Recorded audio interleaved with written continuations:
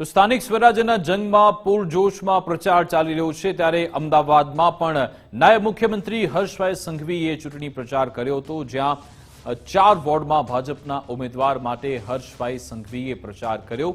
Bapunagar ward મધ્યસ્થ કાર્યાલય ખાતે મુલાકાત લીધી હતી, જ્યાં પ્રવીણ પટેલ, જયેન્દ્રસિંહ સેંગર, જયશ્રીબેન દસરી, જાગૃતિબેન પરમાર માટે પ્રચાર કરવામાં આવ્યો હતો।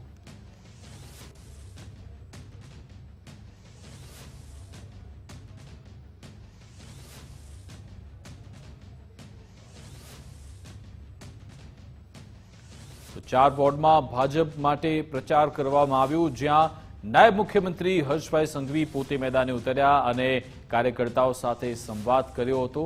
આ તકે અમદાવાદ શહેર પ્રમુખ પણ તેમની સાથે રહ્યા હતા।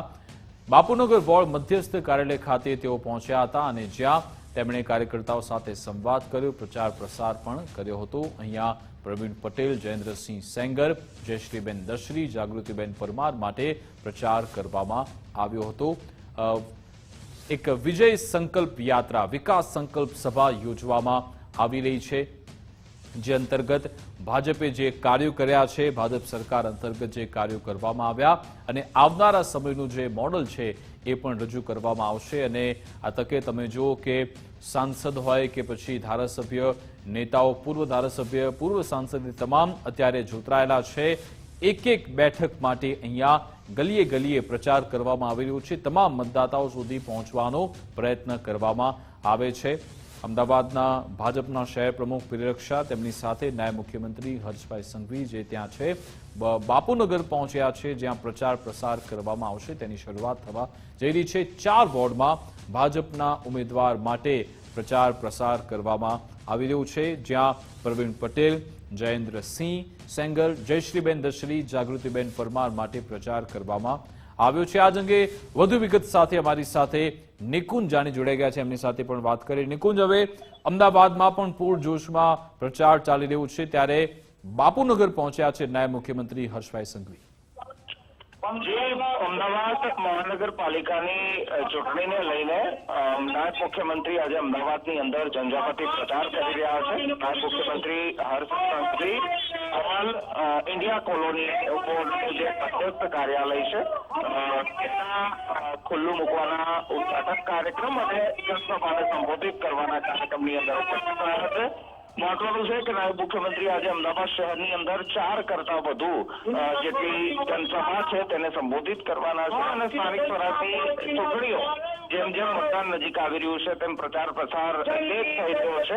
ત્યારે આજે અમદાવાદ મનપાની ચૂંટણી માટે ખુદ નાયબ મુખ્યમંત્રી હર્ષ સંઘવી ચૂંટણી પ્રચારની અંદર મેદાને ઉતર્યા છે। બિલકુલ, આભાર તમામ જાણકારી આપવા બદલ।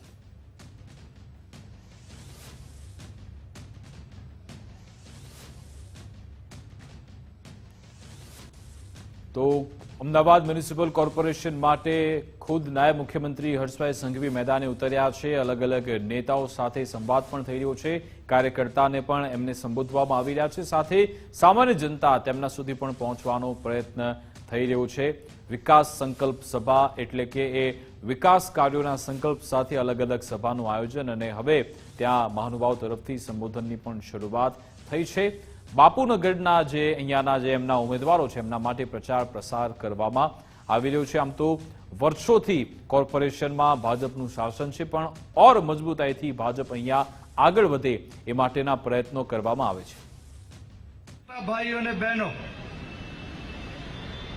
હું હર્ષભાઈને ખૂબ ખૂબ અભિનંદન આપું છું કે યુવાનોમાં જોશ પૂરવા, કારણ કે યુવા મોરચો એ ભારતીય જનતા પાર્ટીનું હૃદય છે અને કાર્યકર્તાઓ સાથે ચા પાણી કરવા માટે આપણી વચ્ચે આવ્યા છે, ત્યારે આપણી જવાબદારી બને છે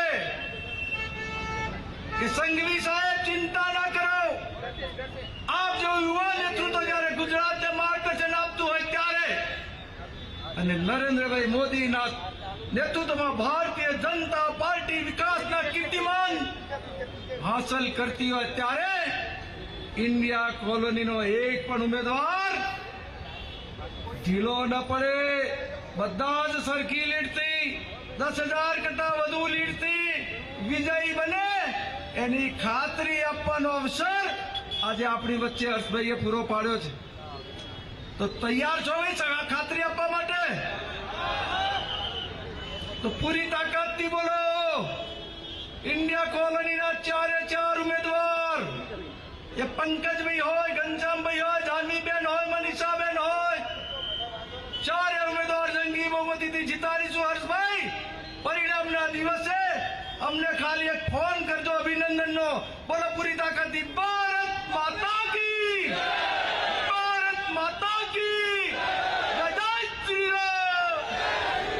ધન્યવાદ.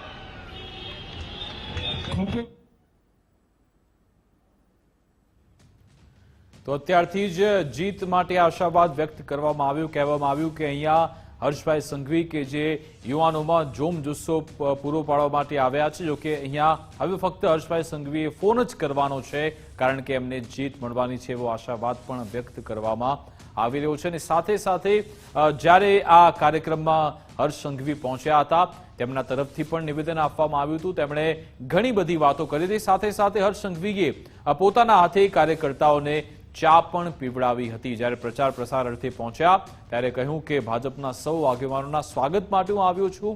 તેમણે કહ્યું કે આજે સૌની સાથે મને ચા પીવાનો અવસર મળ્યો. લોકોની તકલીફ દૂર કરવા આપણે કામ કરવાનું છે, વાત પણ તેમણે કરી હતી. ભાજપ એક નવો ઇતિહાસ રચવા જઈ રહી છે તેવી વાત પણ કરી. સાથે સાથે કહ્યું કે બોલો ભારત માતા કી, ભારત માતા કી, ભારત માતા કી. આજે ભારત રત્ન ડોક્ટર ભીમરાવ આંબેડકરજીની જન્મ જયંતિ નિમિત્તે વહેલી સવારે ગુજરાત નહીં પરંતુ દેશના ઇતિહાસમાં કદાચ પહેલી વાર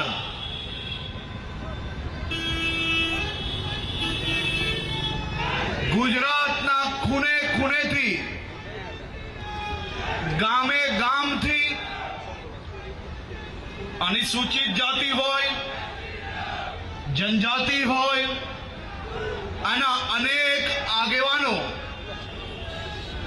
રાજ્યપાલ શ્રીના લોકભવન ખાતે સમરસતા સમારોહમાં આવ્યા અને રાષ્ટ્રપતિ શ્રી સ્વયં પોતે કાર્યક્રમમાં હાજરી આપે છે. મુખ્યમંત્રી શ્રી એ કાર્યક્રમમાં હાજર હોય, અમને સૌને બી એ કાર્યક્રમમાં હાજર રહેવાનો અવસર પ્રાપ્ત થયો. અને આ બધા જ પરિવારોએ આ સમરસતા સમારોહ પછી બધા જ લોકોએ રાષ્ટ્રપતિ શ્રી જોડે સાથે બેસીને ભોજન લેવાનો અવસર પ્રાપ્ત થયો. આજે આંબેડકર જયંતિ નિમિત્તે આ કાર્યક્રમમાં ભાગ લેવાનો મને અવસર પ્રાપ્ત થયો હતો.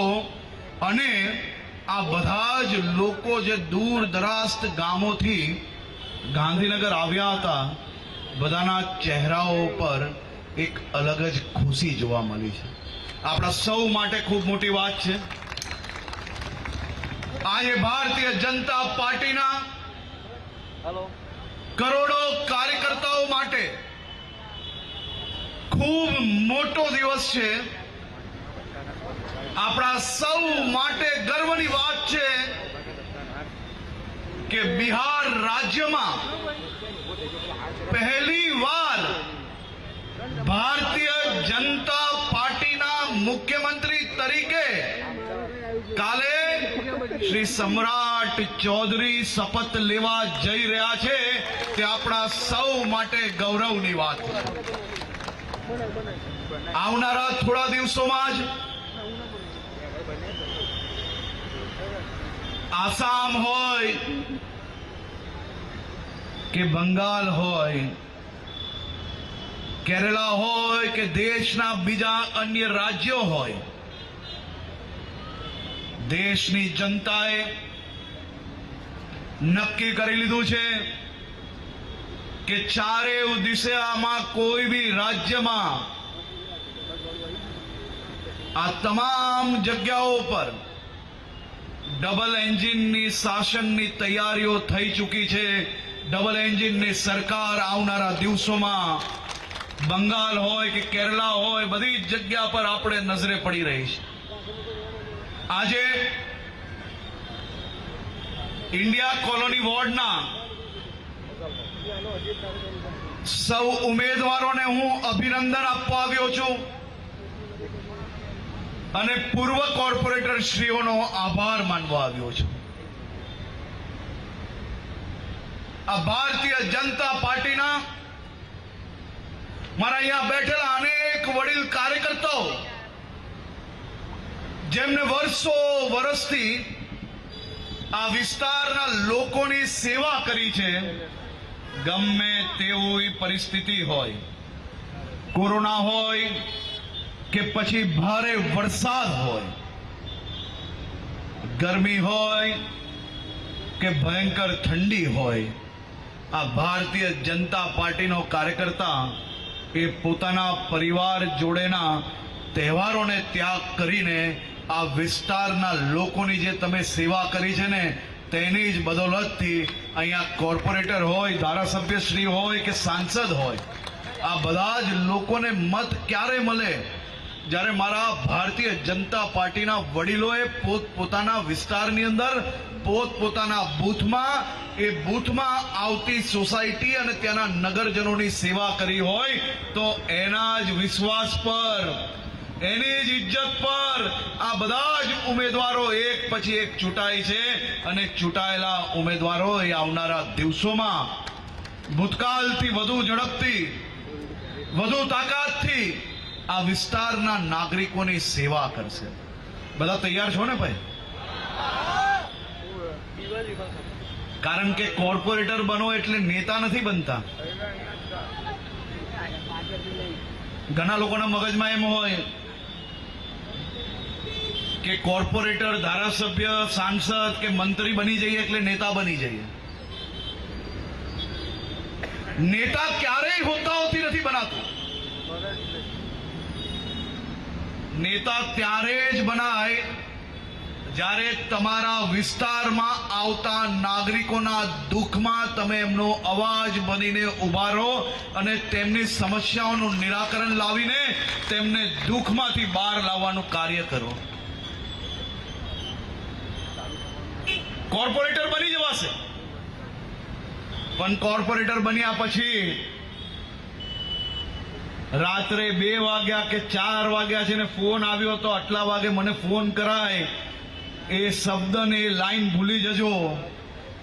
પોતાના વિસ્તારમાં ત્યાંના સામાન્ય નાગરિકને અડધી રાત્રે ગમે તેવી તકલીફ હોય, એ નાનામાં નાની તકલીફ હોય, એ નાગરિકને 24 કલાક તમને ફોન કરવાની છૂટ હોય છે અને હસતા મોઢે એનો ફોન ઉચકીને એની સેવા કરવાનો સંકલ્પ આપણે સૌએ સાથે મળીને લીધો છે. તો મને પૂરો વિશ્વાસ છે કે આ ભારતીય જનતા પાર્ટીના 4 ઉમેદવાર, જો આ વખતે એક બી ઉમેદવાર આમ તેમ ના થવો જોઈએ, 4 ને જીતાડવાના છે. 4 આ વોર્ડના 4 ખૂણાઓમાં વિકાસના વધુમાં વધુ પ્રોજેક્ટો લઈને આવશે. તમારા નાના કામ માટે તમે અડધી રાત્રે ફોન કરશો તો ઉઠાવશે ફોન, અને ઉઠાવીને જો કોઈ બી તમને જવાબ બરાબર ના આપે તો પ્રેરકભાઈ કે મને ડાયરેક્ટ ફોન કરજો, હું એમની જવાબદારી લેવા આવ્યો છું.